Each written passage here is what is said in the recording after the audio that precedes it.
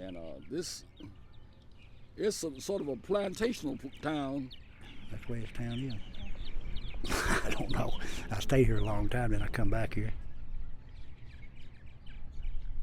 In the year of 1975, I made a change in Cairo. I was the first black man born and to ever run for mayor of this city. I live in that big old building right there, about 2 years. Shit, I don't give nothing but $150 a month rent. On a good day, I can get out and make that enough to pay the rent in a day. I do a lot of painting. I got all that white to paint over for the church this summer. It warms up a little. The Pope wrote me a personal letter, and his picture, and his face, and they all that. And the Pope, he writes me back. And ain't no black cat to care about a letter from the Pope but me. All right, she's down at the house.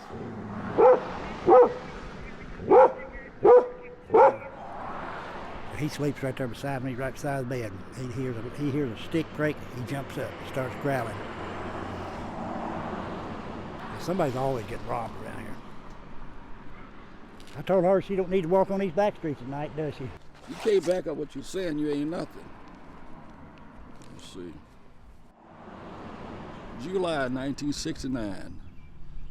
Richard Nixon was the president then. I wrote him a letter, a personal letter, about no more outdoor toilets behind people's houses anymore.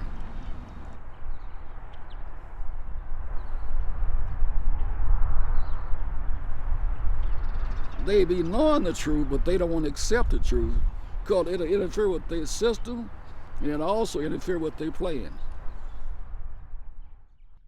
Well, I knew the girl, but I didn't know who the boys was, and when I got out, they shot me in the eyes with pepper spray, and I got out of the house some way.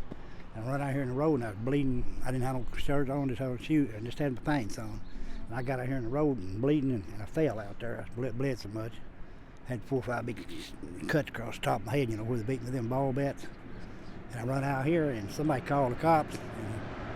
And I got up and stand out there bleeding. One cop pulled up there, he pulled around me. And when the other cop come, he come back. I said, "Why in the hell didn't you stop?" He said, "Man, I didn't know what happened. You as bloody as you was," he said. If you ever been on 8th Street, you look from 8th Street on this side on Commercial going all the way down, those buildings didn't always look like that. That's Cairo pimp right there. He got about 10 whores working for him. And everything was on top, caved in from the center, went down. And it caved in this way, then it started caving in another way. She's got her own room up there. Me and her don't sleep together, nothing. She got her own room, I got mine. If I do anything with her, I gotta pay her too. I shouldn't have to get first in the bill, never. That's how that little cracker makes a living line here. So that's about $20 a lick. Give me a cigarette. Oh, feet. I call her Mikey, she eats all the time.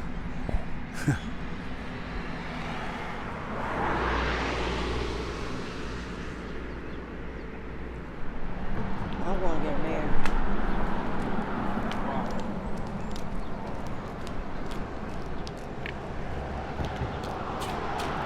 She'll get picked up between here and down there. You watch. Somebody will pick her up. This didn't have to happen, because when I ran for mayor back in 1975, your hospital right around the corner was still open. You had all your downtown stores, every last store downtown in 75, everything was blossoming. We had import from 8th Street Gap from the Ohio River, export with from the Mississippi River on this side. It's supposed to be a multi-million-dollar town. At one time, Cairo was larger than the city of Paducah, Kentucky. That's all it's here. They ain't got no other way to make a living. That girl right there, on a good day, she'll make $300 or $400 a day. Come back and get her a $20 rock and smoke it, she'll be right out on the street again. A lot of crack up there where you live in them towns up there. They'll catch them here and just turn them loose. They ain't got no money for the jail. They ain't got a jail.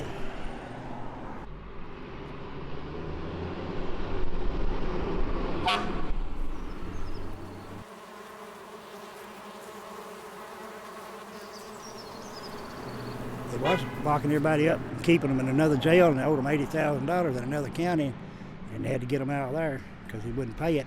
And one guy, they had him for selling drugs and had him for messing with a little 14-year-old girl. They dismissed it and they handled jail, put him in. Started changing here in, I'd say in between 67 and 68. That's when the changes started coming. Jesse Jackson spoke here and marched here. We had the late Supreme Judge Thurgood Marshall. He preached at he spoke at the church here, and he lived right behind Watermarket. That black boy right there messes with him. She's in love with niggers. I don't know why. I mean, she sees a nigger, she smiles. What makes a white woman want to do that? See what them niggers do? They think they got a prize when they get a white woman, see? You don't fool with them, do you? Congressman Lewis, he's the congressman up in Washington now. John Lewis, congressman. He said, we're going to march today, but we're going to go out there and we're going to be real quiet. And when we got on to 12th Street, state policemen was all over all those people's heads. With rifles down on everybody, down on all them people's heads. But they marched all the way on around to Washington Avenue, then back to the church, which was used to be a Catholic church.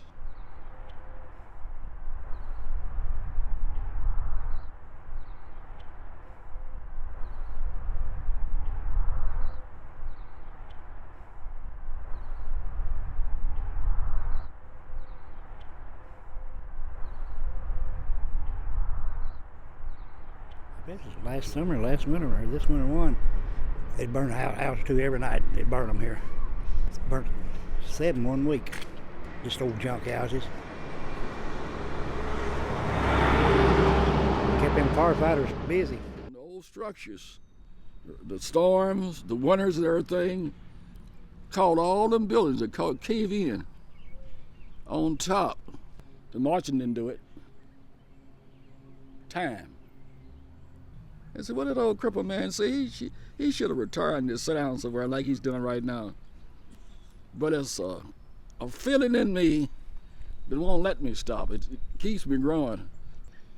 When you get where you're going, tell me you met that you was nice enough to meet Elder Frank Bonnet. To that black cat in 150 years being the only black Negro born here. In 150 years to run for mayor of the city, Cairo. That was here then, I'm still here now. 209. It's gonna have to take, I'd have to say a power of God, not an ordinary man. The man himself is not gonna do the right thing. Because greed and love of money is gonna always have his feet crossed up in front of each other. He didn't never make his journey because that greed of love and money is going to be his bitter hate. Hey, you need to move to Cairo.